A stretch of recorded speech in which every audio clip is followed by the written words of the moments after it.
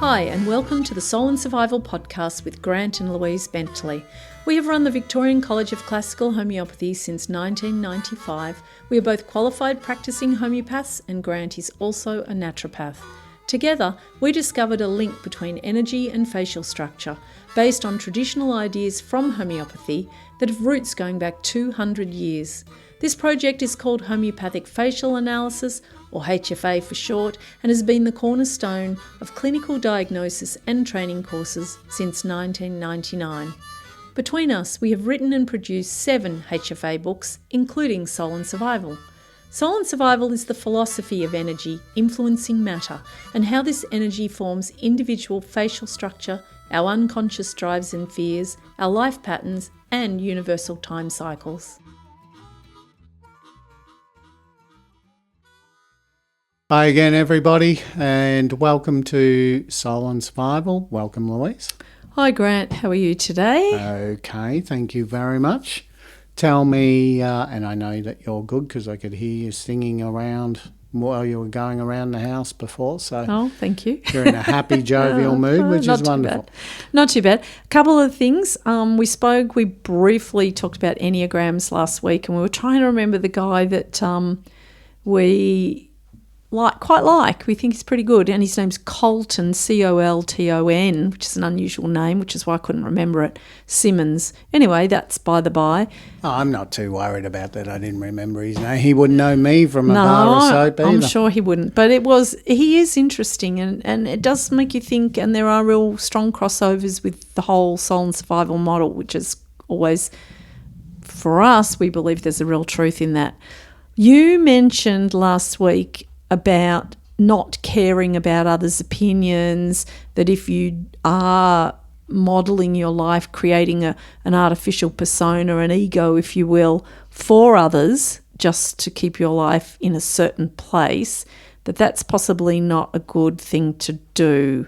Do you want to elaborate on that? No, I didn't say it's not a good thing to do. It's not a good thing to do exclusively. Oh, okay. I misunderstood. You need to be able to incorporate a bit of that natural self, as I think we decided to call it last time, so that whatever is the counterweight to the stress of the parents that you were naturally born with, that needs some expression in your life. Otherwise, your survival instinct starts becoming a little antsy. So what you're saying is, if you create this artificial persona, which so many people do, of course, and it's running your life, and you're not in any way accounting for the gift that you were given, which is embedded in your survival instinct, that you can cause yourself a bit of trouble. You most definitely can. That's what I was trying to say. You'll burn through your energy way too quickly.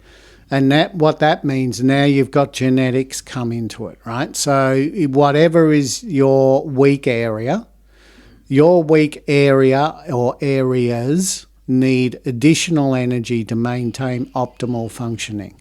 If you are living a life that's a one-dimensional ego-created life without any reference to the survival instinct at all, that survival instinct starts feeling like it's living in a world that it doesn't know particularly well.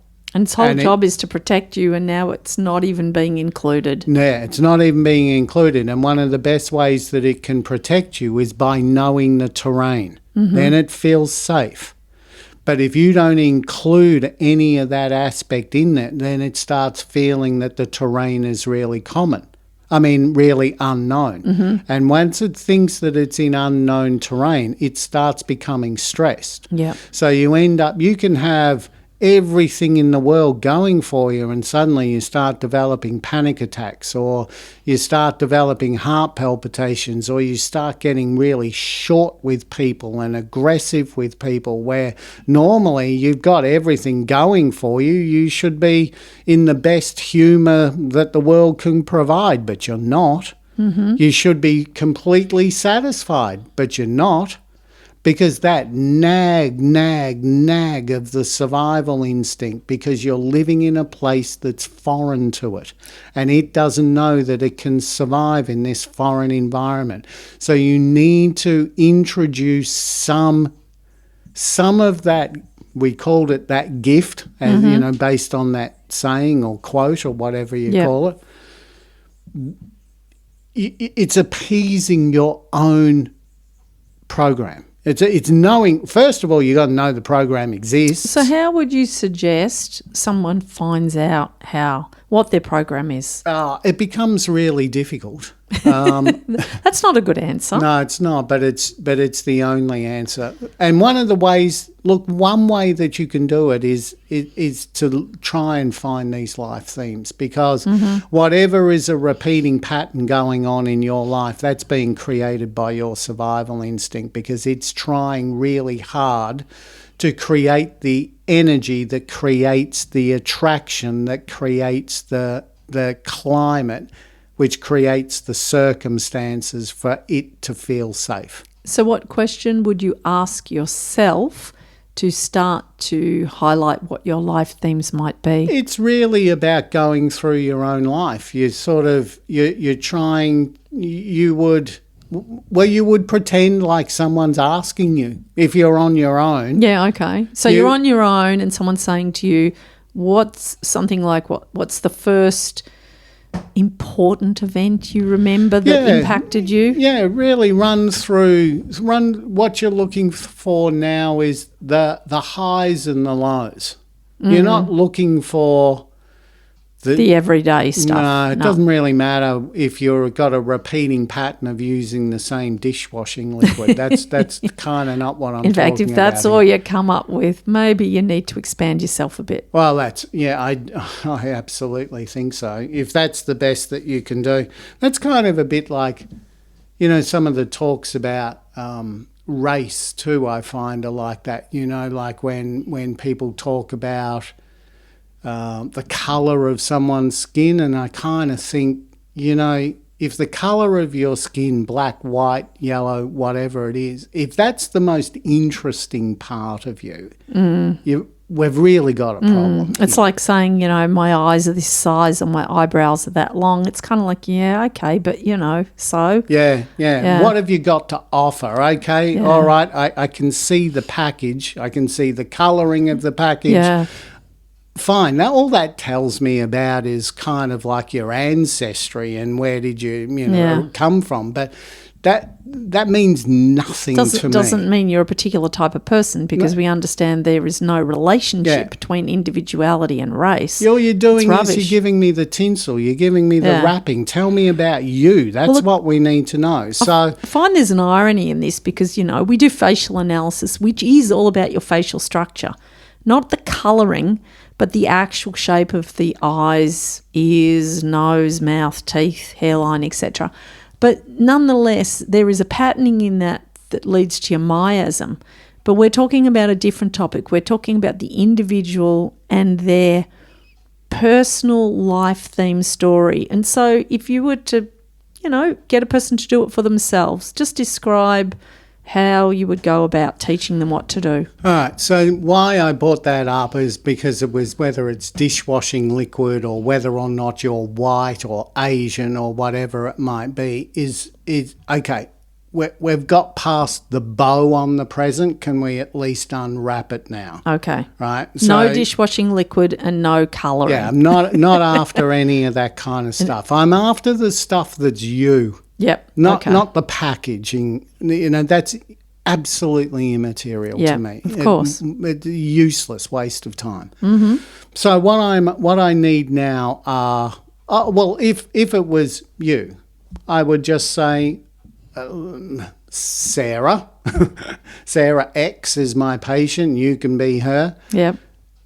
Just tell me about your life, right? But I don't sort of say it so much in that way, because if you say it in that way, the first thing Sarah X is going to go is, I don't know what to say. What do you want? I don't know. I'm a secretary, or I'm a teacher, or I'm a I'm a bank manager, whatever. Okay, so the way that I normally started is, one, they wouldn't be seeing me if they didn't need something, if they weren't in a pretty bad health situation, pathological place. So, and they're usually in a pretty bad place. It's usually not something that's mild. By the time, because a lot, if not, as you know, probably 90% of my patients would be American, I would think. Maybe a bit less, but it's right up there, right? So by the time you go and see A, someone alternate,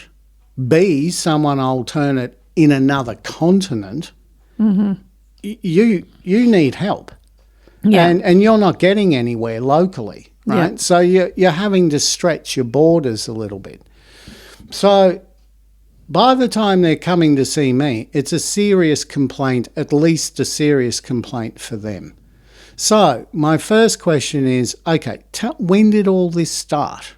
All right, now what you got to account for is that a little bit of time elapses between a trigger event and it filtering down and somatizing into the body as definitely. a pathology. And when you say a little bit of time, it can be even a couple of years. Oh, no, definitely. Okay, so you as Sarah X, you say to me, all right, your answer is, well, all this arthritis started, I got diagnosed with rheumatoid arthritis in 2020, but it actually really started about 2015. And it just got worse and worse and worse until the point where a few years later I just got this diagnosis, and now here we are. Okay, so now that's my inroad. So now what I would say is, look, because if you didn't have rheumatoid arthritis before 2015, your genes were communicating with each other in a relatively efficient and healthy way. Yeah. So I want to know what's gone wrong. Why are they? When you say your genes, do you mean like your cells? Well, just the information of the body. Just the whole information process. What I mean by, when I say genes, what I mean is that your cells are reproducing. Your cells are reproducing healthy daughter cells all the way up to 15 years ago. Or 2015, I should say. I'm going to avoid numbers because you're not good with numbers. You really should avoid them. I'm just. Everyone listening is just going to go, huh? So because I muck it up. I always muck it up. I get dates wrong. I get everything. It's just terrible.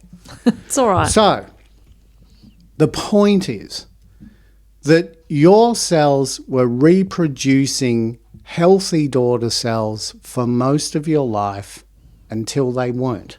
Now, I want to understand why. Why are they suddenly not producing healthy cells?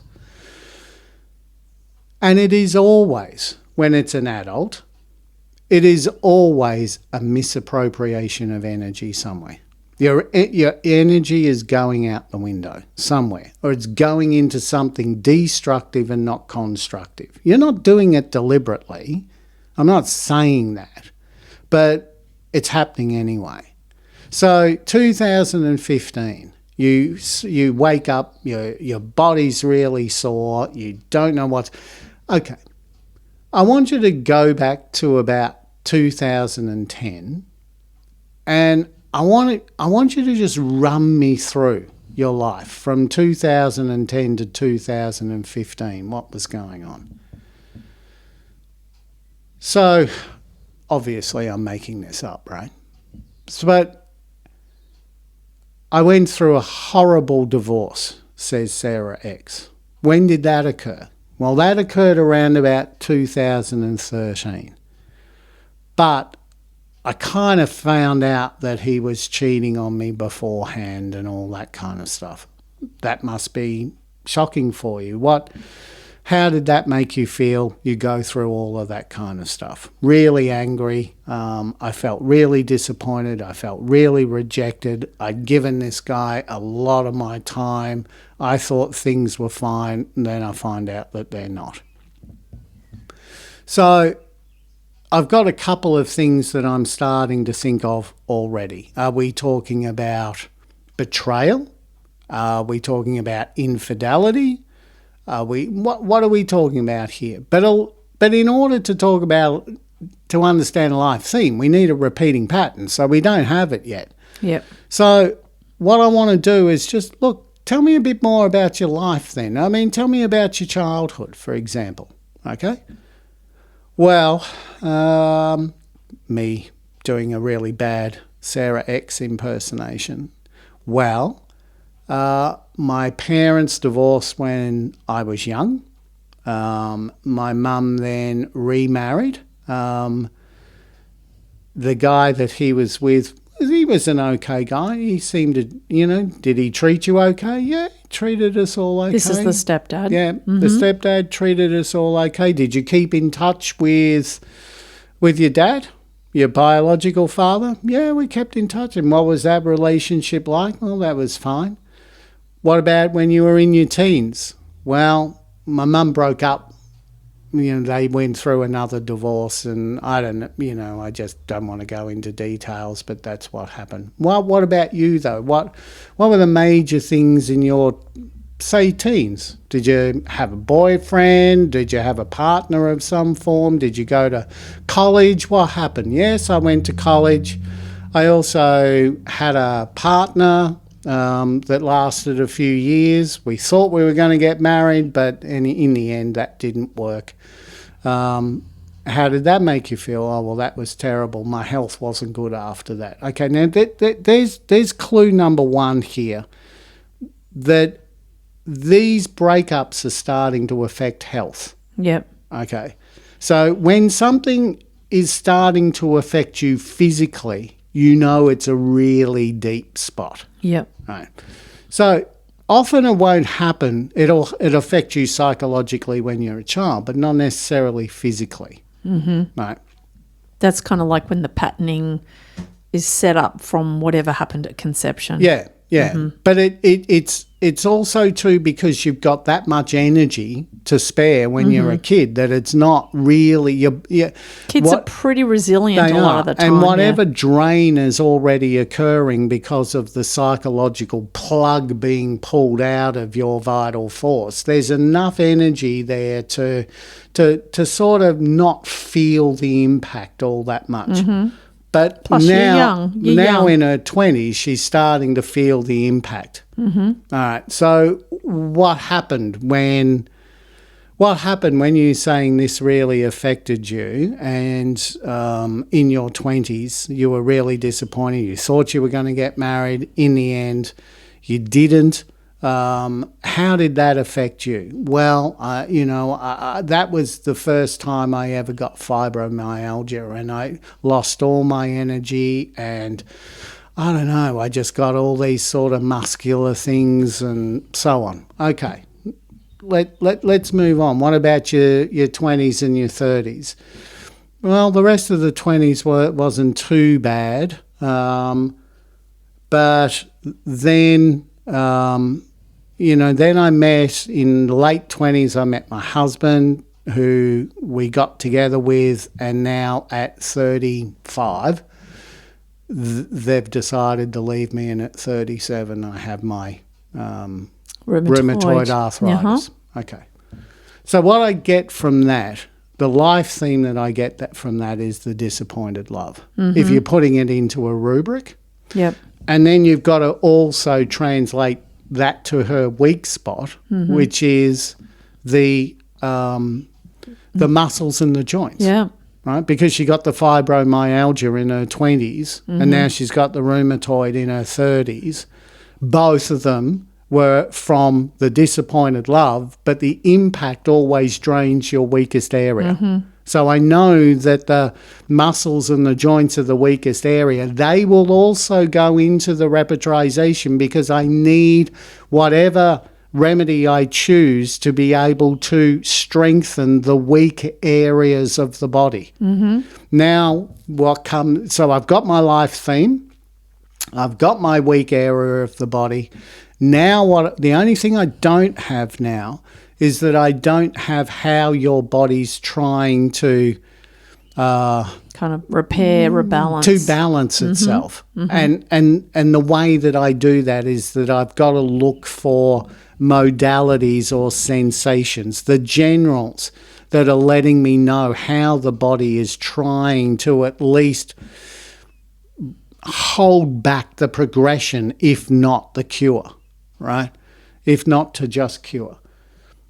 Now, that becomes difficult because if you're dealing with, say, something like a rheumatoid arthritis and I say, look, all the betters and the worse fors, and I explain it to Sarah X and she says, okay, I understand. Well, I'm worse in the morning and I'm worse if I do too much exercise.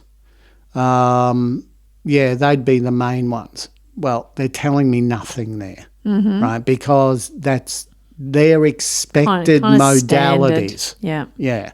So you got to understand what is an expected modality. So you got to understand pathology to some degree, right? You can't just know your remedies without knowing the body. So you want to know the commonality of the experience of rheumatoid arthritis to a degree. Now you don't have to not in a pathological medical way. No, you don't have to sit there and go, okay, I understand the change of architecture from the joints because you've got increased pannus formation and blah, blah, blah. Not helpful. Right? You don't need to know that kind of stuff. It's the experience, the common experience for the person suffering. Yeah. But if a person said, look, it's much better if I put a bag of cold peas on the back of my neck because I get all of these headaches afterwards, then the better for cold applications should go in because it's not highly unusual, but it's still unusual, right? Probably better for heat is a more dominant one. So anything that isn't a dominant modality, I'm going to take as an expression. You know how you can tell? What? Another way I reckon you can tell is when you look at the number in the rubric. Like, if you've got something sort of worse on in the morning, it's probably like 1,200 remedies. That is alone telling you how common it is. Whereas something that's more, somewhere between, I always say to students, don't go much over 10 or 15 because you might lose your remedy. But somewhere around, 20, 50, 100, 150, 200 is less common. But people have experienced it. It's gone into the provings. It's there. I actually kind of like the numbers in the rubrics. Yeah. Not being a numbers guy, I've never thought of it that way. I'm quite the numbers person. But what the point that you're making is actually an extremely good one. Thank you for that. Yeah, well, I often think about it like that when I'm looking at a case and I'm choosing rubrics. I like to find something that's not in a great big rubric. Well, I know literally it's not going to help me differentiate remedies, but it's obviously common. No, it's a very interesting observation. Well, there you go. Numbers will get you a long way. I'll leave that with you. Yeah, I'm sure you will. You won't take any more account of that whatsoever. No, I will. I actually will take that, and I'm quite impressed by that, by your thinking there. I haven't thought that way at all, ever, in 35 years. Okay. Well, that's why we complement one another, I guess. We do think very, very differently about the same thing. There was something that you just said too that I think might need a little bit of explanation. So, which bit? What did you say? About the numbers, which rubrics you're choosing, the numbers, like not going under 10 or 15. Yeah. Explain why.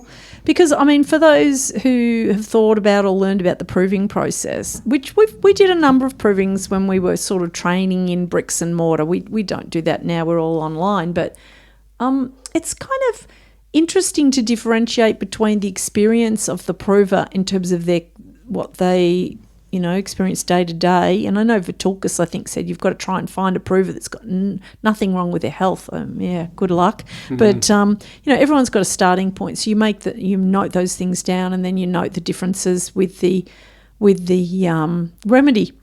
And then the interesting thing is, it's all written up. You have a supervisor, there's contact and communication, and you can fill up a notebook for each prover quite quickly. And then it's all given to the master supervisor and the group to sort of sort it into rubrics. Well, it's a huge undertaking. And what I learned from that is that it's just super, super easy that a symptom will not get into a rubric within the system. And I think some student once pointed out that bryonia, worse for motion, didn't get into Boracay. It's not under worse for motion. Now, Boracay is a small rep at the end of Materia Medica. It's such a key. Signpost. It should have got in. And going to show you that, there's a fallibility in all of this, in that it's got to get into the system. And things don't. But sometimes, it might not have got into the general's worse for motion, but it might have got into the joints worse for motion, or the headache worse for motion. So it could well have got in there, but it's not possibly going to be in every single rubric. So I always think that's where Bonninghausen was good. Sorry to interrupt. That's okay. So Kent might have headache worse for motion, or he might have leg pain worse for motion, or whatever. I'm making it up, obviously, but what Bonninghausen's saying is if you have worse for motion in more than, say, 2 or 3 particulars in that one person, then that should be identified as a general rather than a modality for a particular. And that's fine. You're in the practitioner's seat where you're looking for rubrics. But if you think about how those rubrics were allocated, how the particular proving of the remedy got allocated to all the rubrics and maybe even a new rubric, it's really easy for things to be overlooked. So it's really good to stick with slightly larger rubrics, to take a more generalised approach, because you're more likely that your remedy is going to be there. So say, for example, we work from the end backwards, and the absolute best remedy is going to be lachesis. But you don't know that yet, right? You might be guessing, but that's no good. You don't want to be a guessing practitioner. So you start at the beginning, you take the case, you pick out 3, 4, 5, 6, 7 rubrics. You try to get a mix of some generals, some modalities, a cross-section of the case, and then you choose rubrics that match. And then you do the face, and you see that the facial structure is showing psychosyphilis, which is the purple group. And now you look at your graph and you go, what have I got there? Well, there's belladonna, there's lachesis, there's nidac, there's veratrum. Okay, I'll only look at those 4. But they're all quite highly indicated, and then you might go in and choose each of them independently and search for something really quite unusual or specific to the case to see if that will just validate that part. But it's really important not to lock into small rubrics at the beginning, or that lachesis, which could be the final perfect answer, is too far down the list for you to notice. You've got to keep things in your sight. It's like throwing a net out for fish. You're only looking for one fish, but you've got to get quite a good collection to start with before you start throwing them out. And we've gone way off track. No, but no, that doesn't matter. That seriously, that doesn't matter. As long as it's all about learning, it doesn't really matter. True. But what we're looking at there is going back to an earlier podcast where we were talking about the mentals and how the mentals became a really dominant force and still remain the most dominant force because of... In contemporary homeopathy. Because of practitioners of the recent past and their incessant claims that the mentals were the primary selection criteria. But, the reason that they did that is exactly what you're saying, is because some of these generals are pretty big. You're saying choose between, say, 30 and 100. Oh, no, I'd go more than that. I usually say between 15 and 400 or 500, but you can still bring in a lot of remedies when you pick 6 or 7 rubrics like that. 15's a little low for me. Yeah. I don't do 15 personally. What do you that choose? Doesn't mean that you're wrong, but you can put a filter on in all of them to sort of cut out the small ones. Problem with the smaller rubrics is maybe lachesis is your remedy. Maybe it came up in 4 or 5 provings in multiple provers, but it just didn't get into that very small rubric that's only got 6 remedies. And so you don't want to pick that rubric because you don't want to miss it. Yeah, no, I know exactly what you mean. So if you choose, well, let's just say you choose 4 remedies or 4 rubrics, and they are they range between 50 and 100 remedies in each rubric. Yeah. Well, you can see why people were going down the pathway of let's try and understand your personality, because they've got to differentiate. Because they used to do it on paper. Yeah, and they have to differentiate. And paper wrapping takes, 1-2 hours. Well, we've done paper, and in fact, I made all of the students, as you know, do at least a couple of paper repetrizations. We did more than that, because when we came through in the when I did mine in the early mid-90s, there was no homeopathic software. Yeah, but when you do it on paper, you can see the organic building of why you begin to choose it, right? You understand the process. But you're also likely to cut corners because you know that you can turn a 2 or 3 hour repping process into a 1 hour or half-hour process. Well, you can turn it into 5 minutes if you say, I think that they're a calcar because of their nature.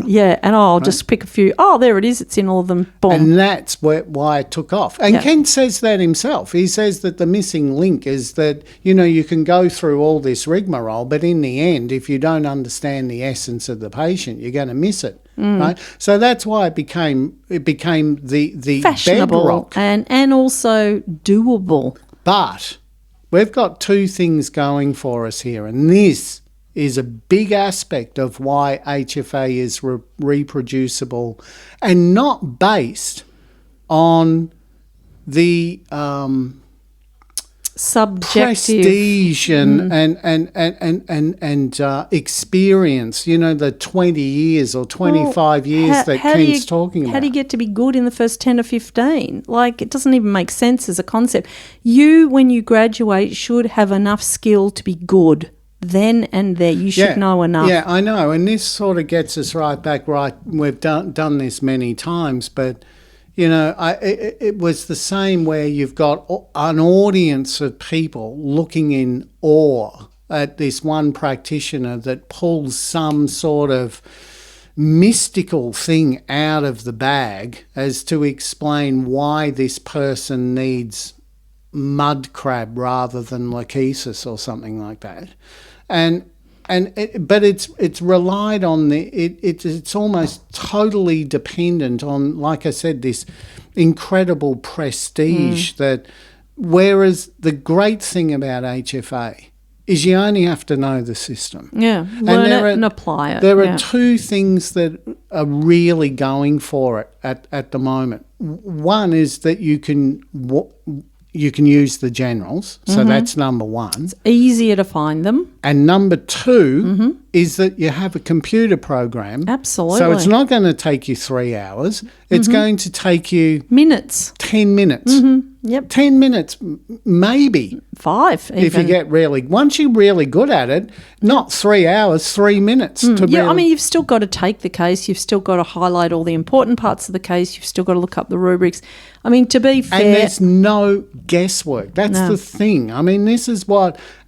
It's a very egalitarian method. It's a process. Learn the process and you can do it. It does not rely on some mystical quality of insight that you might take 20 years to develop. That even if it is true, which it isn't, but even if it is true, who's going to wait 20 years to develop this? It's not even possible. You would have to sit in someone's clinic and listen to their style for pretty much every consultation for years. The reality is patients do not want a student sitting in the clinic room. No. It's a very one-on-one thing, the discussion between an adult and the homeopath. And anyway, look, the reality is we've gone well past that. We've got a great repping process. The facial structure tells us the miasm. We cross-match the two.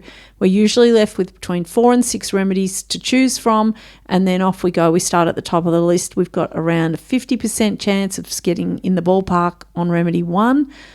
Usually by about 4 remedies, we're getting well on the way with most. Not all. Some cases are incredibly tricky. And it's not about whether or not you even get the right remedy. Sometimes the pathology is so extensive. Yeah, well, there's a lot of reasons, but nonetheless, the success rate's pretty good. It's massive. It's pretty good. I mean, I've recently gone from, we've spent years on the training, and I've just spent 5 years putting all our training into the shortest classes, the most directed training approach. So I think we went from something like 4,000 hours down to a couple of hundred hours. Then we took that to 100 hours, and now we're down to 40 hours. I don't think we can go much shorter than that. But 40 hours is pretty good to learn a system. And I've spent 5 years putting all that together and getting it up on the website, yada, yada.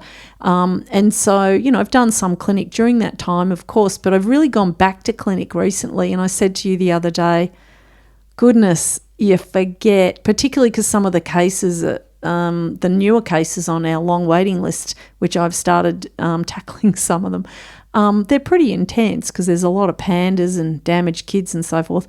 But so far, a few of them are doing really well and quite quickly. And I'm like, you just forget. You just can't get over how good homeopathy is and how good HFA is, and how the confidence of just, okay, I start where I start and I just move through a process and it unfolds. Even if it doesn't work, you just repeat. Yeah, okay, right? go back and start again. That's it. Go back to the drawing board. It's just, it doesn't, there's no guesswork here. It's not about a mysticism. You just go back to just do the rules and start again. Yeah, no, I know it's really tricky because you kind of not invented it, you discovered it. It clearly was always there. You discovered it, you refined it, I helped you. We've produced, classes and books and podcasts and all sorts of things. But so it's hard singing your own praises. It is. But anyway, here we are doing it. I feel really confident to do it. I would never have stepped up 20 years ago to do what we're doing now because we were in early phases. We knew it was good from the beginning, but we kind of had to hone it up for 10 or more years to really get the best out of it. We don't tend to learn a lot now that we haven't already learned. The model's pretty complete. I'm open for look. The one area where is additional remedies. And also to the photos, I'm really putting a lot of effort into, because we don't take the photos ourselves. The parents or partners or whoever take them under our instruction, and not everybody understands the visual nature. So getting the photos really, really good is a big part of the accuracy of the miasm. And for us, that's a core part of this process. So the other part that I'm just doing now, as you know, although it's really slow because we're just so busy and, we've just got other things. And there's only just you and me.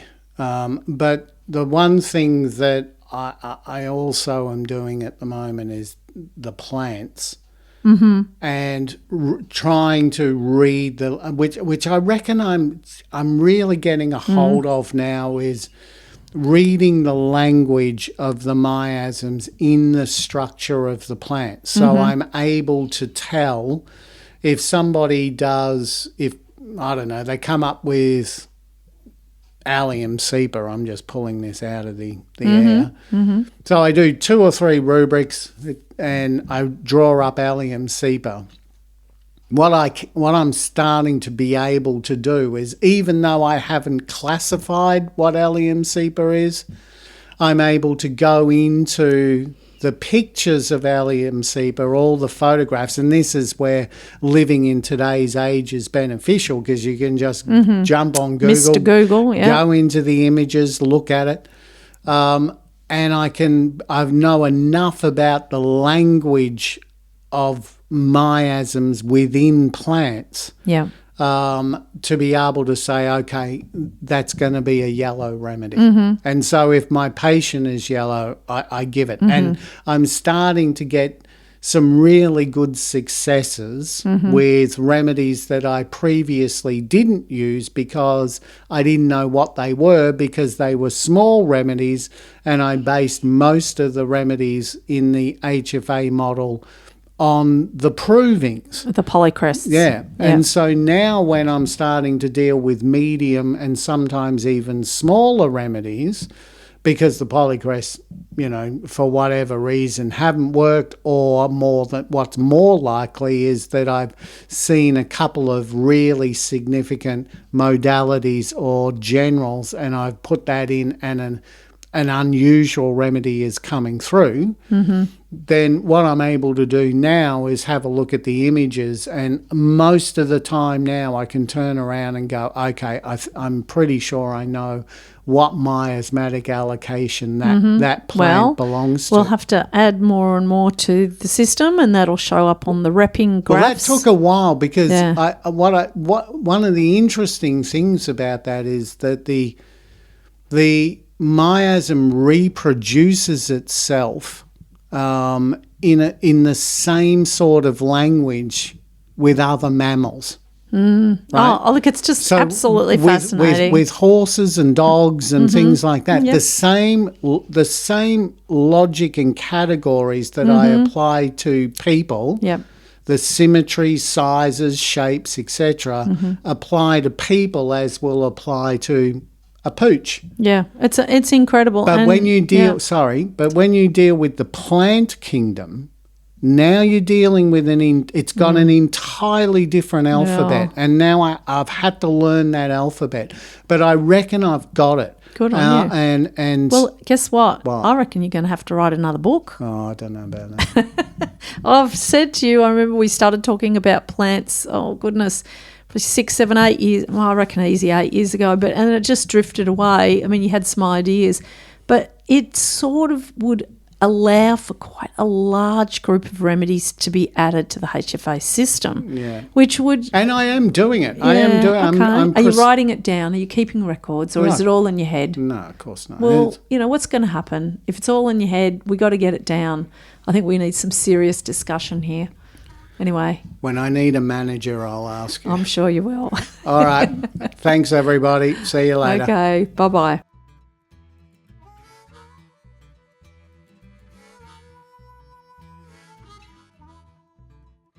Thanks for listening to Soul and Survival. If you are interested in more information, books, courses, consultations, learning more about facial analysis or life themes, please visit our college site, Victorian College of Classical Homeopathy, vcch.org.